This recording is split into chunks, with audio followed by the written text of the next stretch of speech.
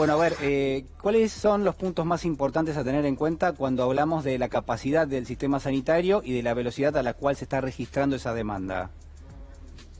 Bueno, lo que hablamos la otra vez es que lo que yo hice fue proyectar una curva exponencial del número de casos y calcular cuánto de esos casos iban a ir necesitando internación en terapia intensiva y a qué velocidad también se vacía la terapia intensiva. Es muy importante tener eso en cuenta. Sin embargo, lo que me daban mis cálculos es que con la velocidad de crecimiento actual del número de casos, íbamos rumbo a una saturación inevitable si no la bajamos significativamente. No solo esto, sino que si logramos incluso que, por ejemplo, el tiempo de duplicación baje a la mitad del que es ahora, seguimos saturando el sistema de salud el mes de julio, ¿no?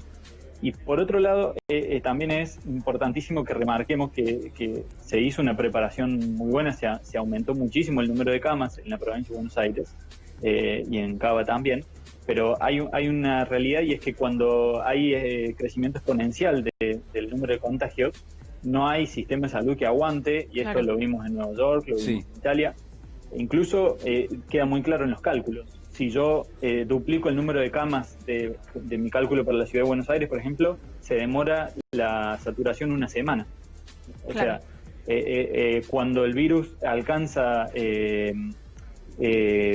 una velocidad de contagio exponencial muy alta, es realmente muy complicado evitar, o prácticamente imposible evitar la saturación del sistema. Por eso es que yo recalco que eso va a ocurrir si no actuamos ahora, para mejorar todas las cosas que podemos ir haciendo, como mencionaban ustedes recién, el rastreo de contactos como un gran ejemplo de lo que se puede hacer mejor y más, mucho más extensivamente, de manera de que podamos evitar este escenario tan dramático, ¿no? Rodrigo, a ver, para poner en un subrayado de lo que acabas de decir, una de las cuestiones centrales, vos mencionaste, si no baja a la mitad, o incluso bajando a la mitad, lo que es la velocidad a la cual se contagia el coronavirus en la Argentina, incluso bajando a la mitad justamente esa tasa de reproducción del virus, en julio se va a saturar el sistema, de todas maneras, el sistema sanitario.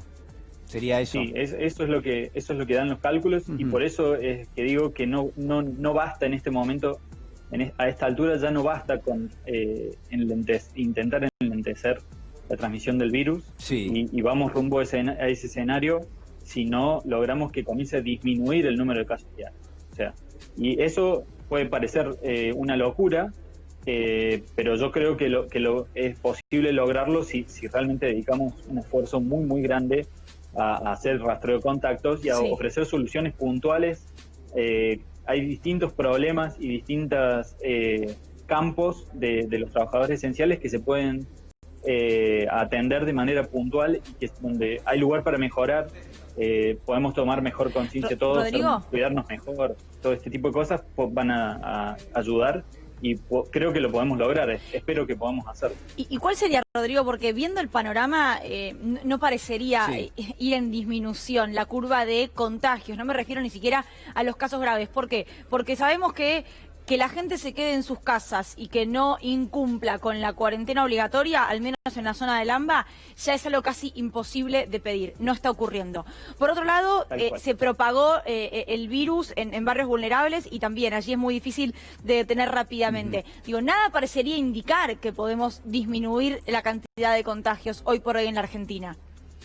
Sí, hasta el momento realmente es como vos decís, el panorama es preocupante por donde se lo mire, y no es alentador para nada.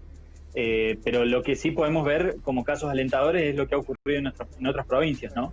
En Córdoba, que es una ciudad grande, que tiene villas de emergencia, que tuvo brotes en barrios populares, que tuvo una serie de brotes bastante complicados, se hizo un extensísimo esfuerzo de rastreo de contactos, y cada uno de estos brotes se logró controlar, y el número de casos volvió a cero, o cerca de cero.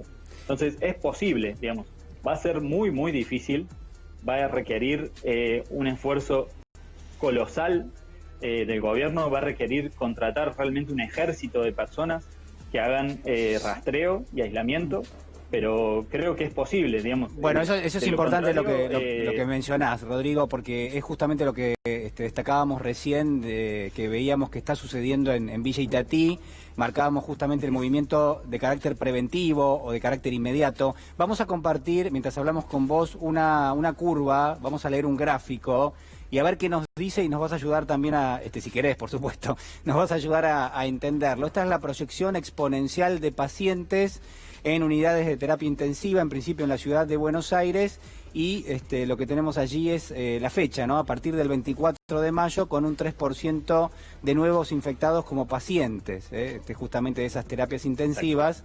Y los distintos tiempos de duplicación de casos, ¿no? La tasa de duplicación medida desde el 24 de mayo es del 8,1. A ver, ¿cómo podemos leer este gráfico, Rodrigo? Digamos, al 24 del 5 yo me di un tiempo de duplicación de 8 días. Hoy ya está en 9,5 aproximadamente para la ciudad de Buenos Aires. Pero también al mismo tiempo en los barrios que no están con el operativo Detectar se me dio un tiempo de duplicación de 11 días, ¿sí?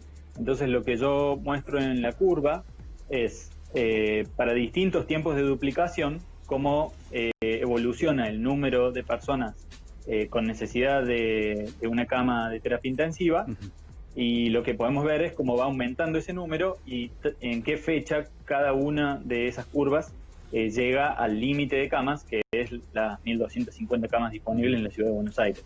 Entonces, si miramos la fecha en la cual las curvas de colores se encuentran con esa línea roja, esa es la fecha en la cual satura dependiendo del tiempo de duplicación. Y ahí podemos ver que incluso bajando el tiempo de duplicación a 20 o a 25 días, de todas maneras, en algún momento termina saturando el sistema. Bueno, seguramente las autoridades sanitarias lo tienen en cuenta, pero está claro que hoy queda una responsabilidad enorme de nuestro lado, ¿no? También se ha hecho todo lo posible, en principio, para abastecer el sistema sanitario, pero claramente digo, hoy nos corresponde también a nosotros evitar que ese virus se propague. Gracias, Rodrigo Quiroga.